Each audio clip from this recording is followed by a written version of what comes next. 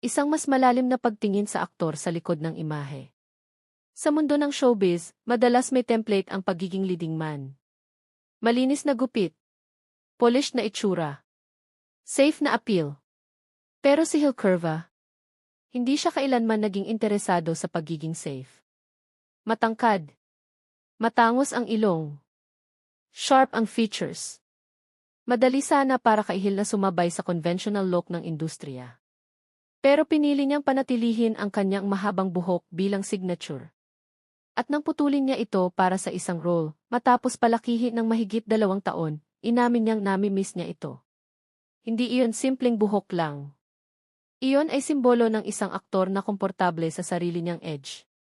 Buong pangalan niya ay Guillermo Ernesto Elizar Cuerva, ipinanganak noong August 21, 1995.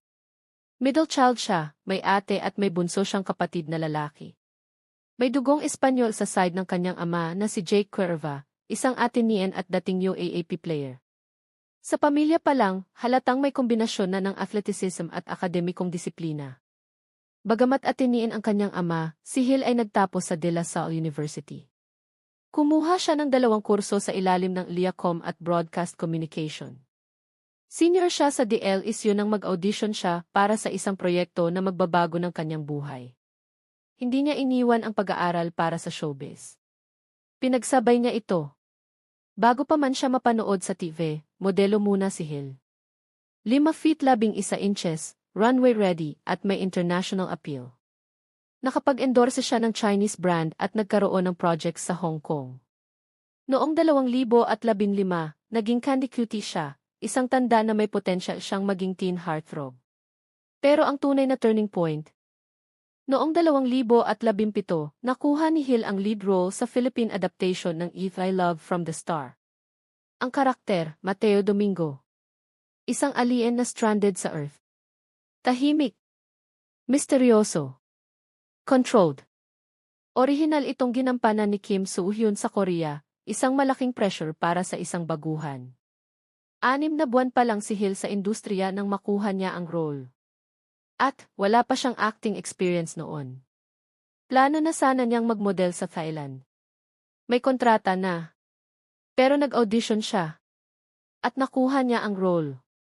Pinili niyang isakripisyo ang international modeling opportunity para sa acting. Mula doon, tuloy-tuloy na ang kanyang career. Matapos ang breakout role, lumabas siya sa halos 20 TV series. 6 na beses siyang bumalik sa fantasy anthology na Daig Kayo ng Lola Ko. Sa pelikula, kabilang siya sa romantic drama na 5 Breakups and a Romance noong 2023.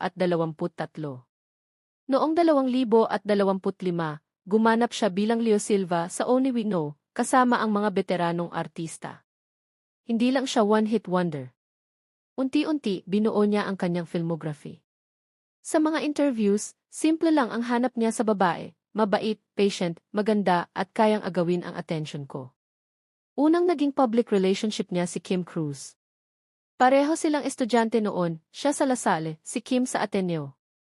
Sila ang first serious relationship ng isa't isa. Noong 2021, inamin niyang nililigawan niya si Lexie Gonzalez. 2023, kinumpirma nilang sila na.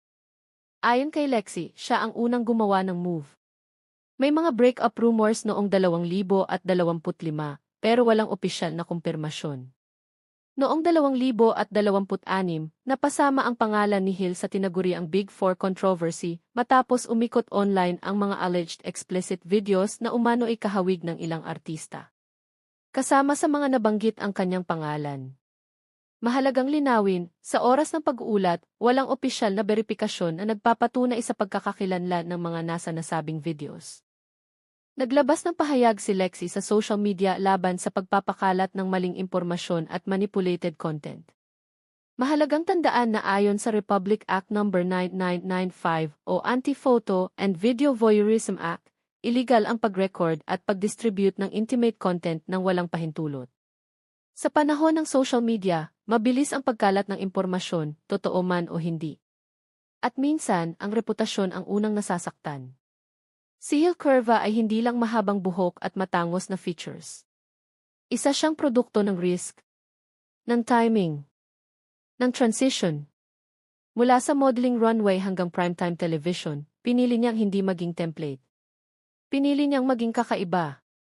Sa industriya kung saan madalas pare-pareho ang hulmahan ng leading man, si Hill ay nagpatunay na may puwang para sa may sariling identidad. At marahil, iyon ang tunay na dahilan kung bakit siya tumatagal. Hindi dahil sa imahe, kundi dahil sa pagpiling maging totoo sa sarili.